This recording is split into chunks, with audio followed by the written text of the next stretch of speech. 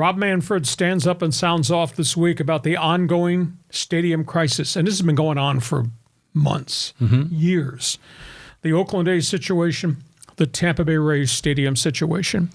Manfred, and I was surprised he made this comment because they are still trying really hard in Oakland to finance this $12 billion entertainment district at the Howard Terminal waterfront site so the A's can build a new stadium that the A's say they will pay for.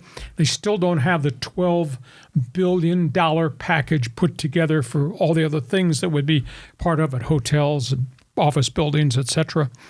Rob Manfred stands up and says, I don't see a finish line here in Oakland and time is running out. This is not going to go on forever. And Manfred had already given the Athletics permission to look at Las Vegas as a potential market.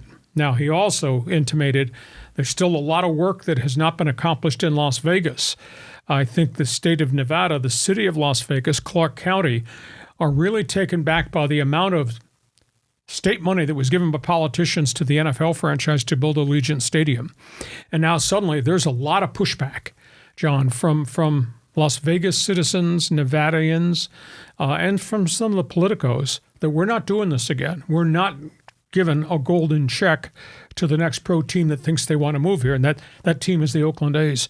So Rob Manfred says, we're not making any progress in Oakland, despite the fact the mayor says, yes, we are.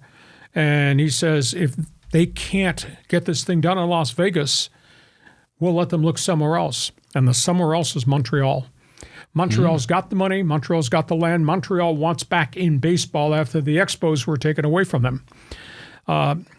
Manfred also made another comment, which kind of surprised me.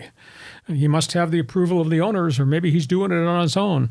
He says, we can't solve the athletic situation in Oakland.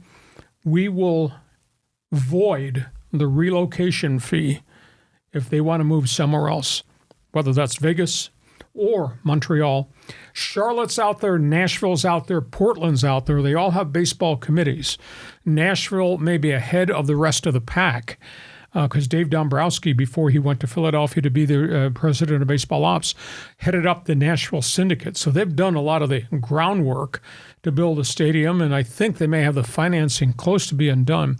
So Manfred says, Oakland, if you can't solve this, they're going to go to Vegas. But if they can't get it done in Vegas, we're going to let them talk to Montreal, and we will waive the franchise relocation fee. So Commissioner really taking a push to solve the A's situation. Tampa Bay, he thinks they're getting closer to finding a way to finance and the land to keep the franchise on the Sun Coast, Tampa Bay, St. Petersburg. Most stunning thing to me, Tampa, St. Pete, massive retirement communities. Baseball fans came from everywhere. They don't go to the games. Their TV ratings are through the roof. If it were not for the Oakland Athletics, Tampa Bay would be last in attendance in baseball. And by the way, when you look at the baseball standings, it's been a pretty good franchise. Stuart Sternberg has put together and operated in the last group of years. So they think they're making progress in Tampa. Your reaction to what Manfred had to say about the whole Oakland A's mess? Well, for the A's, it's encouraging to see Montreal might get back in the game. I like hearing that. And they've got Olympic Stadium. They probably build a new facility. But I remember the A's wanted to move to San Jose, and that would have been a great fit. But that was the Giants' territory, and they were able to ixnay that deal. Now, I've often heard that Portland was in the driver's seat for the next franchise, but maybe Montreal's jockey to the front of the pack.